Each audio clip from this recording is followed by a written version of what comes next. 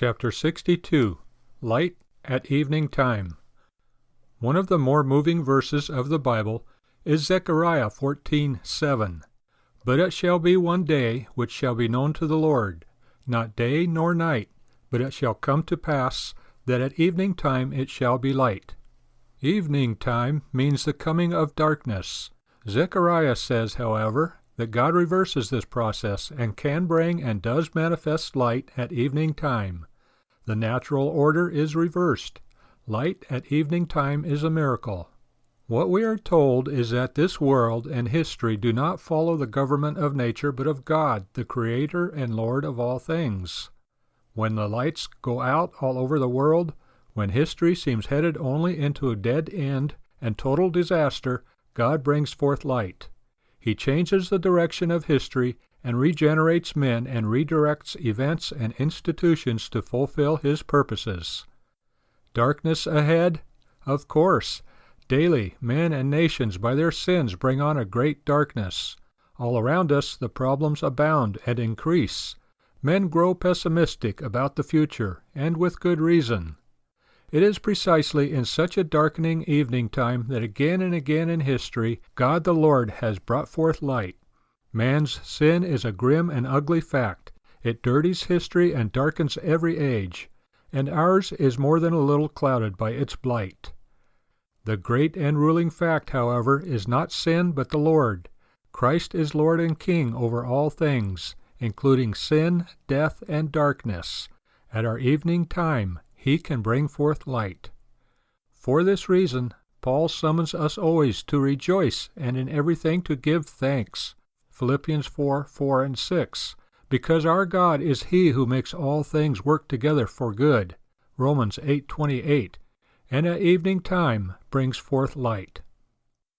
The author. Rousas John Rushdoony, 1916-2001, was a well-known American scholar, writer, and author of over 30 books.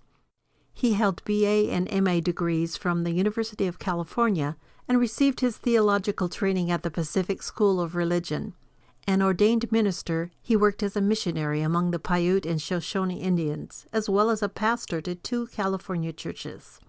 He founded the Chalcedon Foundation, an educational organization devoted to research, publishing, and cogent communication of a distinctly Christian scholarship to the world at large. His writing in the Chalcedon Report and his numerous books spawned a generation of believers active in reconstructing the world to the glory of Christ. Until his death, he resided in Vallecito, California, where he engaged in research, lecturing, and assisting others in developing programs to put the Christian faith into action. The Ministry of Chalcedon. Chalcedon is a Christian educational organization devoted exclusively to research, publishing, and cogent communication of a distinctively Christian scholarship to the world at large.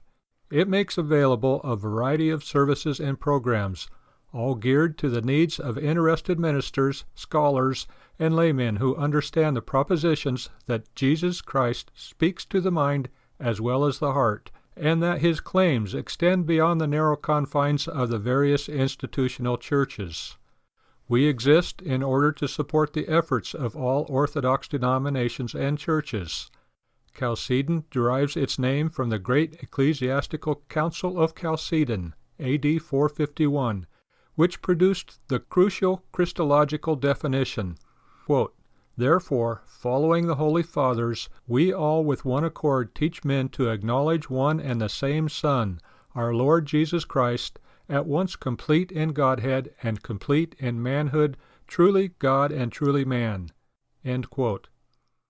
This formula directly challenges every false claim of divinity by any human institution, state, church, cult, school, or human assembly.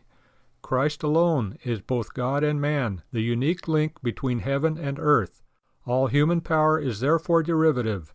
Christ alone can announce that all power is given unto me in heaven and in earth. Matthew 28:18. Historically, the Chalcedonian Creed is therefore the foundation of Western liberty, for it sets limits on all authoritarian human institutions by acknowledging the validity of the claims of the one who is the source of true human freedom. Galatians 5:1.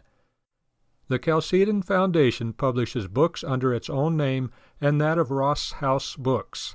It produces a magazine, Faith for All of Life, and a newsletter, the Chalcedon Report, both bi-monthly. All gifts to Chalcedon are tax-deductible.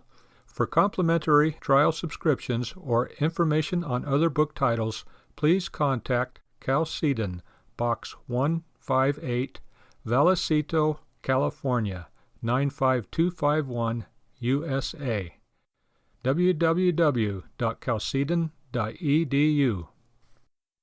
This audio version of A Word in Season, Daily Messages on the Faith for All of Life, Volume 2, by R.J. Rushdoony, has been produced by Reconstructionist Radio and narrated by Dan and Becky Knopp.